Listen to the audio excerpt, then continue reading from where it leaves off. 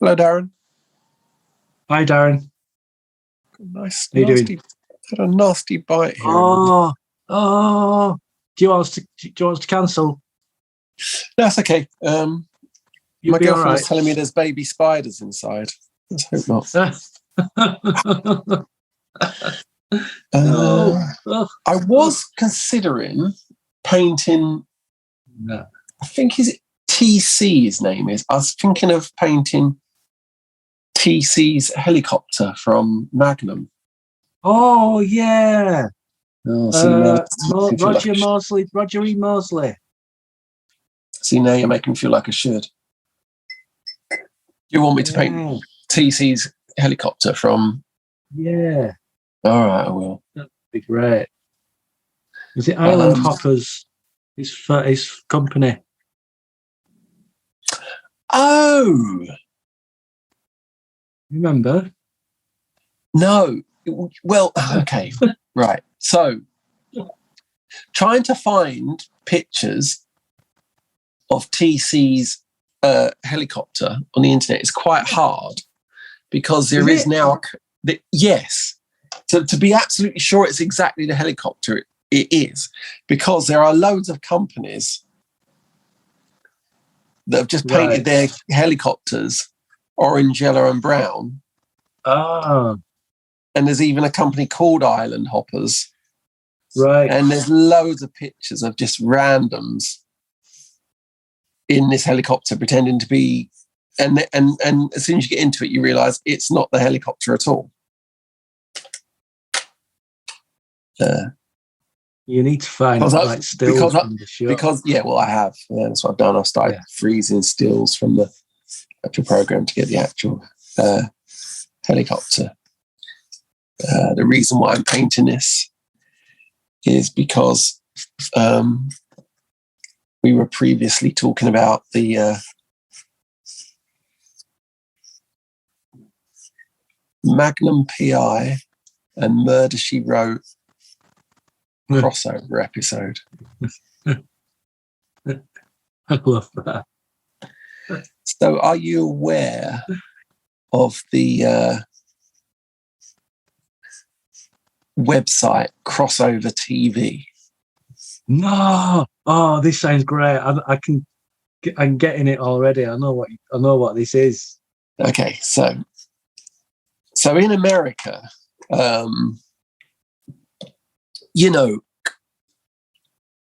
there's been loads of crossovers. Right.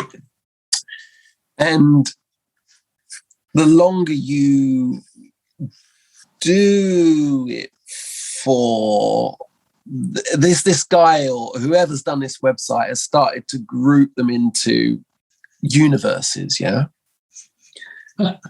And some of them are massive. Like, I don't know. Like Friends is in the same universe as ER or something like that because there's so many crossovers. Wow. Like actual characters. Yeah, okay. But do you know the thing about the end of St. Elsewhere? I know. So I know George Clooney was in, wasn't he? No. George Clooney was in ER, yeah? Yeah. Right. Okay. Yeah. Not planning this page out very well. Does that bother you when you go, look at that, look, see here? That's too close to the edge, isn't it? Too close, isn't it? Is it? What do you think? Not for me, it's not. Not for me, it's not. I think it's okay if it's balanced up here, because up here it's too close too, right? I think it's balanced, yeah. Okay. Tell us about St. Elsewhere. The end of St. Elsewhere, the whole series turns out to be a dream or the imagination of one character. I've never seen it. I've just heard this. Cop out. Massive cop out. But because St. Elsewhere crossed over with so many other TV programs, there's a theory that most of US television is in fact a dream of this one child.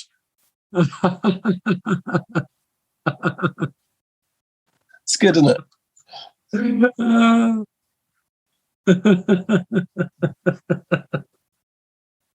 There's something mad, like, and I think I've got this correctly.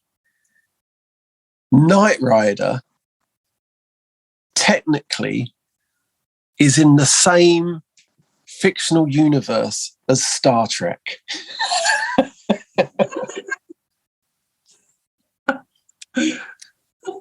Okay, I'm going to find out for you. Hold on. I'm going to stop my drawing for a bit because I can't say that without backing it up, can I? What do you mean, Spock? Speaking car? Oh, what is that? An impression of David Hasselhoff from Knight Rider? Yeah, of course it is. Yeah, of course it is.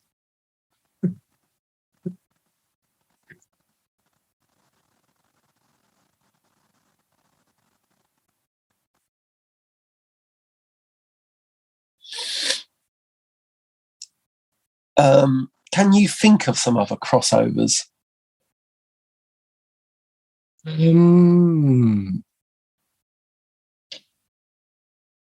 Annoyingly, none are coming to mind. It does feel like it's something that would happen more in American TV than British TV. I don't know why.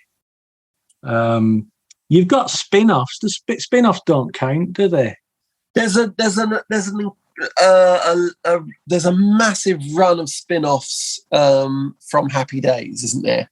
And Happy Days itself is actually a spin-off.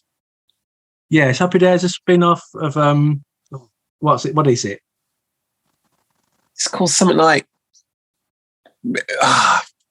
it's like two girls who work in a factory. No. That's still okay. Wait a sec. We're getting bogged down now. Mm-hmm. Right. Yes. Star Trek crosses over with a TV series called Team Knight Rider, which was a spin-off of Knight Rider. Right. Happy Days.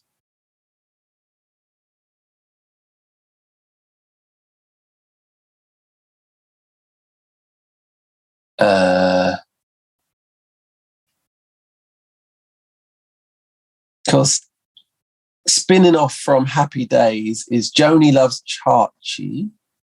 All right, yeah.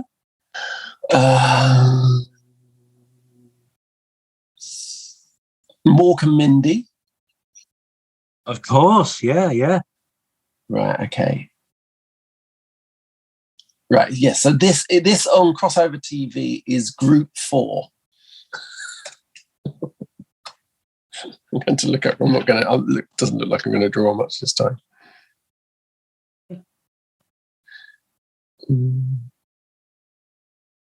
Oh, Laverne and Shirley is what you're thinking of. Laverne and Shirley, yeah. And Happy Days. To Happy Days. Yeah, and that's a spin-off of Happy Days. But Happy Days itself is a spin-off of something called Love American Style. Right, okay.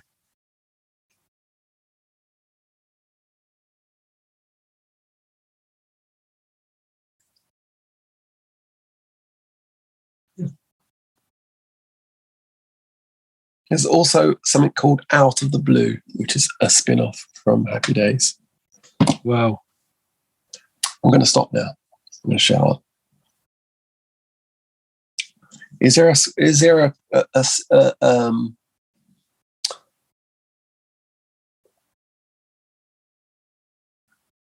spin-off you'd like to see? Well, I'm not really bothered about it, but I still want to see, say, like someone from EastEnders visit Coronation Street and vice versa. Someone goes down to Walford from up north. They live in, is it Weatherfield, isn't it? Yeah, they live in Weatherfield. And I'm still amazed that, as far as I know, they've not done that. I remember in the Daily Mirror when I was young, a fictional story being written, like a story in a newspaper, Right. Something like Mike Baldwin coming down to Albert Square. It was really strange. Yeah. Yeah, because he'd like, Mike Baldwin must be from Walford, right? I mean, the problem there would be that Mike Baldwin is dead, yeah? That he is, yeah. And I think he's sort of double dead. I think he's double dead. In that, both the actor and the character.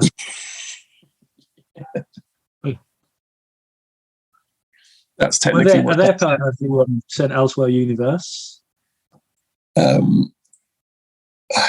Oh, God. See, I'm not going to get any drawing done because I'm just. It could be revealed that Mike Baldwin isn't dead, and they just dreamt he was dead. That's it. There's another group of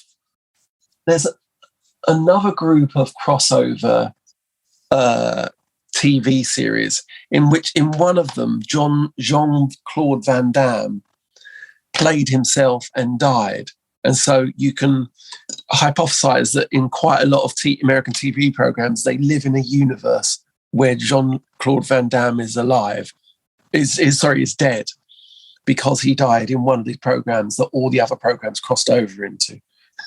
If you take this far enough, can you actually prove that Jean-Claude Van Damme is dead? Full stop. Have you seen the film JVCD? I haven't. No, it's quite meta, isn't it, apparently? Yeah.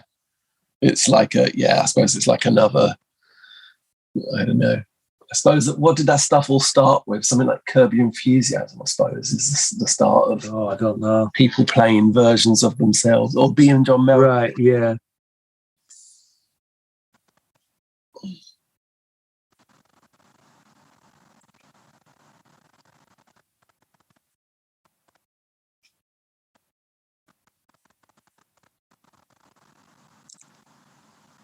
So the other day we were talking about how hard cars are to draw. Mm-hmm.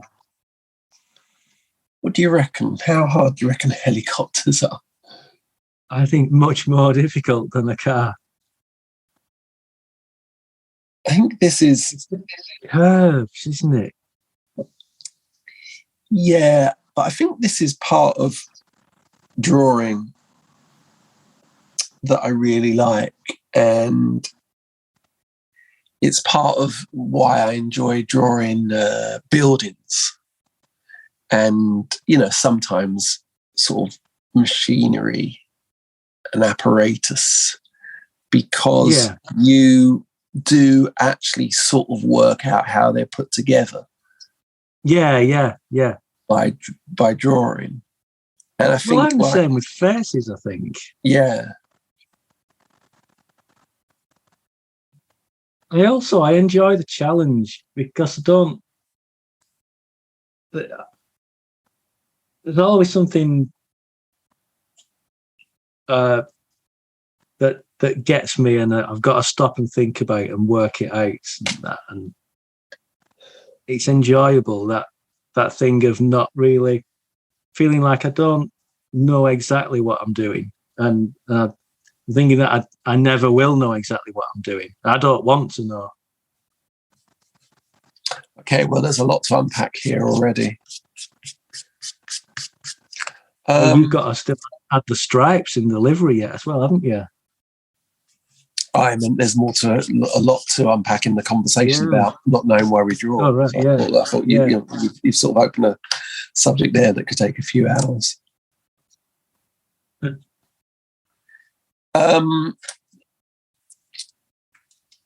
I was once having therapy because I was a bit stressed. Yeah. And I asked my therapist to give me some exercises to to control stress and anger. Yeah. And she gave me this exercise, which was you had to look at an object, say, look at this brush, and trace your eyes around the end and around the end of the brush and follow it like a line. Yeah. And just you choose something in the room and really start to look at it. And the idea is it would sort of distract your mind and take you away from whatever was bothering you. And of course, you know where this is going. I was like, oh, that's drawing. Yeah. And I So thought she's like, do that then, just draw. Yeah. But I thought that was really interesting, that there's a reason why this activity de-stresses. Yeah. And there is a sort of an actual recognized equivalent of it in psychology, or particularly in this That's interesting branch of CBT or whatever it was I was doing at the time.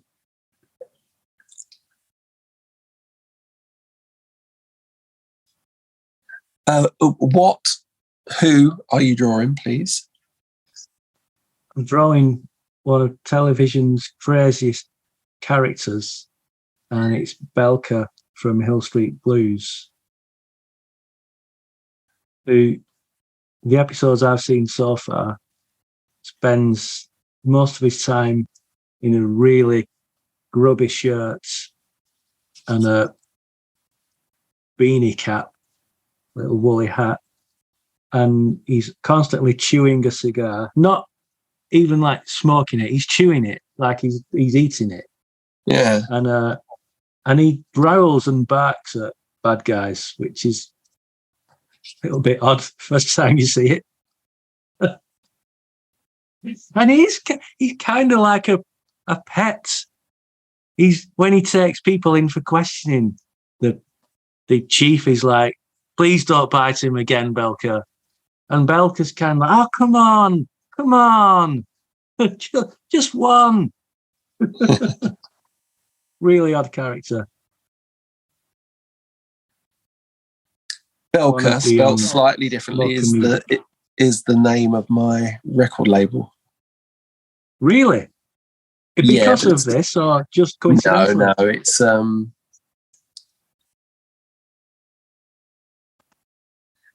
the first dog to go into space, as most people know, was a dog called Leica. Yeah. But the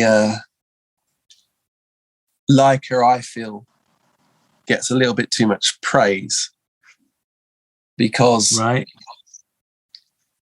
that mission was a one-way trip. Yeah. So I don't see why Leica gets all this statues and everything, when she only did half the job. Yeah. The first earthborn mammals to go into space and return were two dogs called Belker and Strelka. Right. And those words mean little squirrel, little arrow. Right, I see. And so is it actual fact, actually, we don't know much about them, but actually they are quite revered in Russia. Actually, there are loads of statues for Belker and Strelka. So that's the Belker my record label was named after. Right, yeah. And I wrote a song called Little Squirrel, Little Arrow about them. Nice. I've waterlogged the page. It's going to take a bit of drying now. It's all right.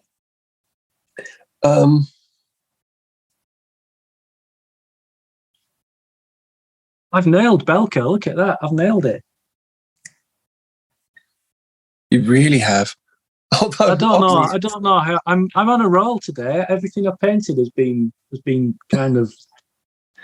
You got some really, realistic flesh tones there, like where the light's coming from and stuff. That's a complete coincidence, complete fluke that the flesh tones are right. Is it though? Well, this is it. It feels like it is. Maybe it's not anymore. I've been doing it so long, but it still feels like I said before, that I don't know entirely what I'm doing. I just I do it. don't know. It's weird. It's like controlled chaos, isn't it? Yeah. It's like sometimes when, like here, I'm painting all this water behind there, and there's always an element of chance when you're doing things like that. Yeah. You know that the brush and the paint is going to not do exactly what you want it to, and neither of us are doing those kind of paintings. But it's also sort of wrong to say it's completely chance. The way in which you're making that chance happen. Does that make any sense? Yeah. Yeah, it's I kind of, you know where you're gonna put the paint. You've got a rough idea of what's going to happen, but you kind of don't know exactly. If I knew exactly, I probably wouldn't be painting it. It's the chance that attracts me to painting with watercolors and painting just generally. I'm not someone who's going to read out the image and get the colors perfect and make it photorealistic. I feel like that defeats the point of painting. I want a big element of chance in it for me to really enjoy it. Yeah. But yeah, maybe, I mean, I kind of know what I'm doing now, but and so I know as much as I want to. So going back a few chats ago about when we were talking about, why are cars hard to draw? Yeah. And looking at this helicopter I'm painting, I think that sort of comes into it a bit then, because I think that's where I sort of sometimes get a bit unstuck. It's like I don't know how much chance to put into a drawing of a helicopter, because I think it does have to look like a helicopter. Does that make sense? Yes, yeah, it does. There's kind of such a looseness in doing a face, or when I do live drawing, I'm doing a body. I know there's a lot of leeway as to what I can do, and it still look like a human. But maybe there is with a helicopter. Maybe I only need, I don't know. I'm not sure if I'm quite explaining what I mean, but this what I'm doing now, as you saw, I did pencil it out. So there is a degree of correctness that I want here. I don't always pencil it out. Well, I hardly ever pencil my paintings out, because I like the randomness that sometimes give me by not penciling it out. And do you the odd sometimes? shapes. If you look here, well, if you look at that ear there, that's kind of wrong. It's hard to tell on the camera, actually. Really big, it sticks out, but it kind of right as well. I will pencil out. I mean, sometimes I want to do a really realistic pen drawing, and then I'll pencil it out. And I can get it quite realistic. But with paint, I just feel like it's meant to be a medium of randomness and chance. See, the randomness is happening here, down here, if you can see. This orange stripe has just bled into the yellow. Yeah. And so, and I know that you know this crossroads. It's like now there's a crossroads of how much do I correct it? Yeah, there is. It's not a crossroads I enjoy encountering. No. This is always a worry. My big problem here, and my big decision here on this painting, is how am I going to render the blades? Yeah, I was just thinking that. Because in the picture that I'm drawing it from, they are, because it's a still, I freezed a YouTube still from Magnum. Right, yeah. So in the still, to be honest, you can't see them at all. No. Because helicopters in motion. And so I think this is when it starts to be, this is an interesting conversation. So if I'm really trying to be a bit truer to the photograph, then I should really, there's like a slight sort of blurry buzz around here. It's interesting, isn't it? Because you can't, I mean, I feel like it would look weird if you didn't put them in at all. I think it would look weird if I didn't put them in at all. And I think this is the thing about sort of symbolism in drawing. And for me, it sort of comes back to comic art. And things you do in comics to make narrative clear, i.e. whiz lines to show movement, and the way someone throws a punch isn't necessarily anything like the way someone throws a punch, but there's a language, a language which makes narrative clearer. And I think I need at some point to make it clear that this is a helicopter and that there are blades spinning round. So I think what I'm going to do, this is weird vocalizing my plan before I do it. Actually, I don't know what I'm going to do. What would you do? Feel like I would want to do some sort of just loose circle. Yeah. That displays the the pattern that the blades trace. Yeah. It's very easy to do too much, I think, with the blades. Yeah. They're in motion. Yes, I think I should be thinking about the fact. God, actually, the more I look at all these, I took loads of screenshots of this helicopter. But the more you look at it, you can't see the blades in any photograph of any helicopter. If you just type in to Google helicopter in flight, you will just see helicopters without blades. They don't show up in photographs. I'd be tempted to Google cartoon images of a helicopter and see what other people have done. That's a valid way of research, isn't it? Yeah. Okay, I might in a sec. I think one thing that definitely needs to happen is almost every bit of paint on this page needs to be dry before I attempt the blades, because they're going to go over. Right? Yeah. You don't want it running into other colours.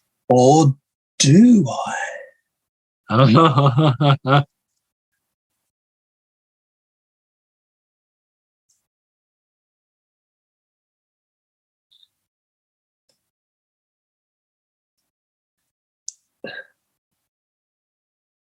I love this blue. Have you got what's your paint set that you're using? It's my own set of colours. What do you mean by your own set of colours? A set of colours that... Well, I've chosen the palette, so it's out of buying individual paints. Yeah, it's this little travel set, and it comes with empty pans, and I buy tubes and just fill them. Oh, okay. Yeah. Do you not find that the tubes always have a little less luminosity than the dried pans? No, because I've started buying. They're like professional watercolors, so the expensive ones. Well, yours will be expensive as well, the Schminker. Yep. So I've got Winsor & Newton professional watercolors, so they seem pretty good. I made them less luminous by constantly making them muddy and that. And I've got two. I think you were going to ask me if I've got any favourite colours that I go to. Prussian blue. Thank you very Always much. use that. Sorry? Thank you very much. Yes. Okay. So should we both point to the Prussian blue in our pictures? So all of this business here is Prussian blue. All of the dark colours in mine are a mixture of Prussian blue and burnt umber. Yeah. Yeah, I'm always using Prussian blue for my shadows. Yeah. And then this turquoisey colour is a cobalt turquoise, I think. Right. You can get cobalt hue, which looks like a cobalt paint, but this is actual cobalt paint, so quite poisonous, apparently. Really? And then a yellow one. Let me just go and get a tube. There's a crazy one I've got. Let me find it.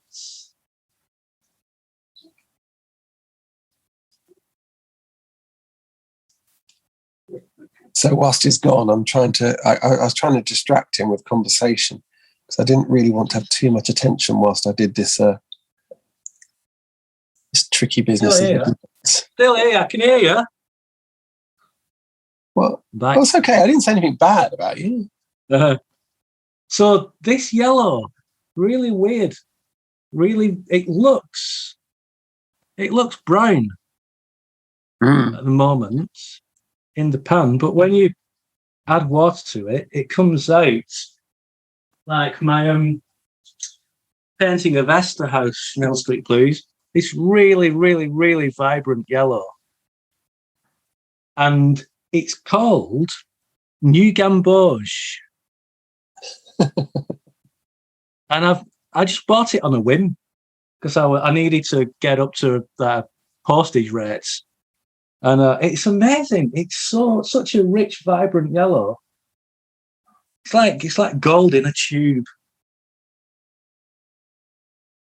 So they're my three favourites. What about you? Prussian blue.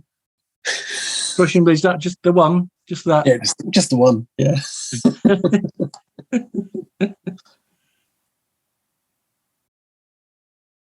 I mean, I don't think there's ever a painting where I don't use it.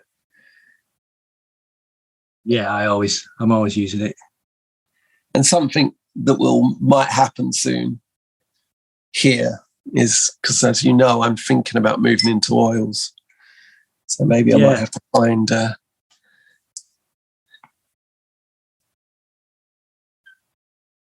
Right, you might think, is that a bit of his T-shirt? And you'd be correct. Sometimes I cannot be bothered going to get something, and I use a bit of my clothing to smudge the paint. Do you have an opinion on what's happening here with the helicopter blades? Do I have an opinion? Yeah. How do you think it's going? In terms of what's up? How's it going? I think it's going well. Yeah.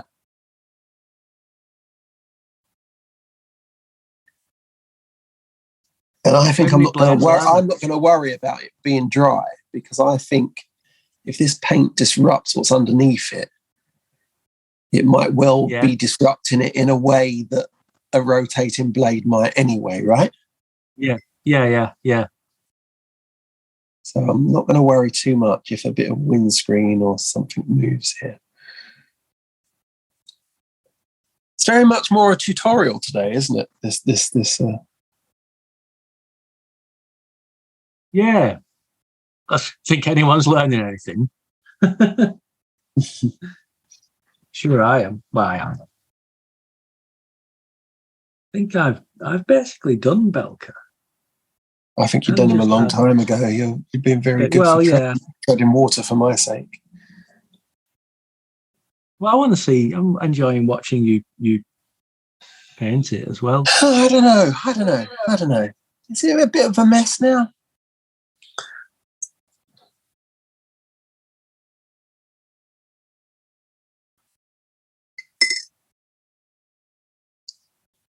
Is it maybe a little bit of a mess?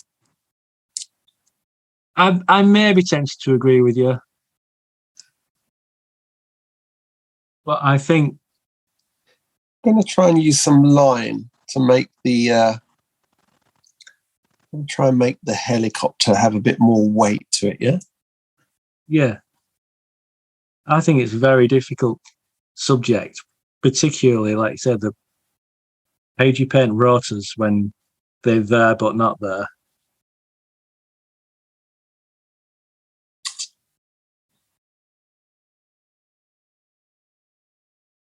I think also what I've done is I've tried to paint something in the air, but you can't see the sky. You know, the idea is the idea. I don't know if it's clear, but the idea is he's above water here. You're looking down on it, yeah. Which I suppose I could also be an option. I could. Is there actually a rotor here as well? I suppose there is, isn't there? Yes, there would be. Yeah.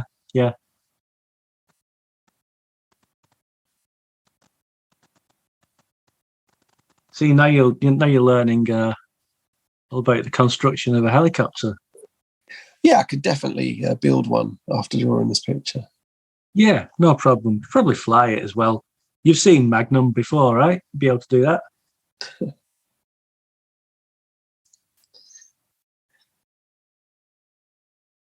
I don't know. Got another idea to help this along a little bit.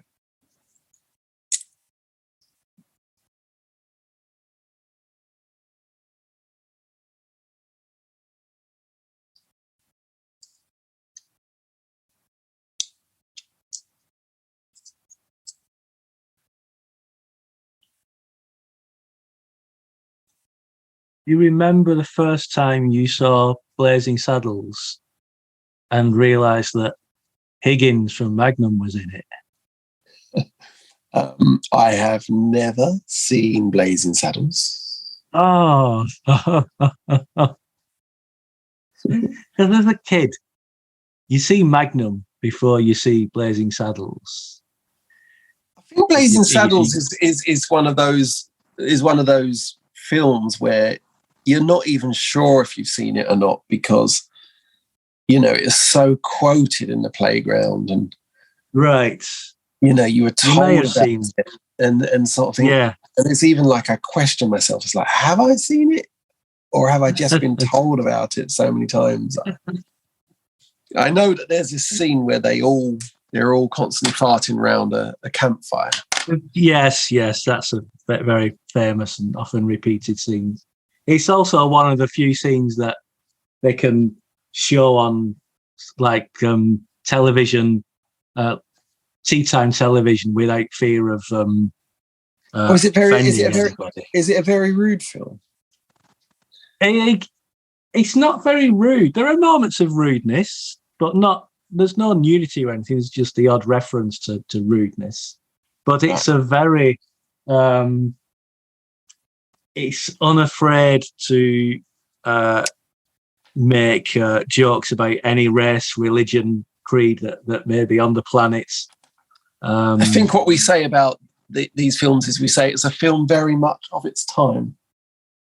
Yes, I'd be interested to see if anyone would make something like that now. I think what it's also got that a lot of say like screwball frat boy comedies that might get made now, I think what Blazing Saddles has that they don't is a great deal of intelligence and a greater understanding of that kind of material. So Mel Brooks, yeah? Mel Brooks, yeah, comedy genius. And it kind of, I'd love to see what say like a teenager of today thinks of it, because they might be really, really shocked at the jokes that are made and the language that is used. But I watch it and never feel like they say anything that's inappropriate. I think that's just because of the times I grew up in. I think be fascinated to think it's still. I think it would still. It's a film that I think a lot of people would try to say is offensive, but I think you could easily. I think most people would actually say no, it's not. This is one of those films that. Well, presumably there's a kind of there's some sort of racial problems with the genre it's poking fun at anyway, right? If we're talking about Wild West films and we're talking about cowboys and Indians, we have a genre which is always often making Native Americans be the bad guys. So it's like, oh no, something's happening now. There was one. I think I've got some good blades now. Do you not think? You have, yeah. That's doing it now. Oh, I've got to know when to stop now. When do I stop? I know there's a white line right across that cockpit, right in the middle. That is great. Is that too much? I think it's right. I think it's done. Okay, because I can see that line there. We're talking about this line here, aren't we? Yeah. Oh God, look what I just done. You've got motion in it now.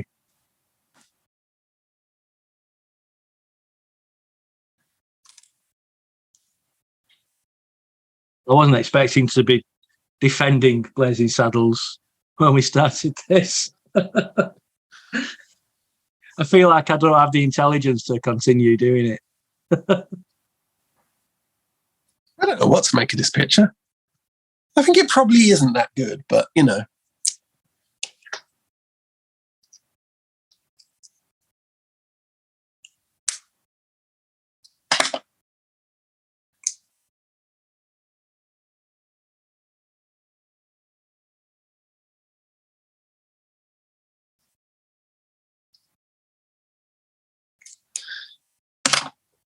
I think it's done.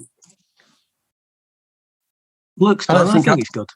I don't think I can make it better or worse. Okay. Well, you could make it worse.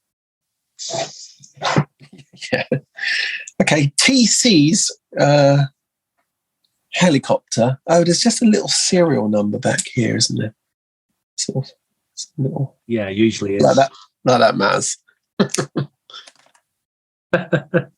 There you go. There's TC's helicopter from Magnum to go with. Where are my other ones to go with? The car from Hill Street Blues and a taxi from Taxi. Bye, Darren. Bye, Darren.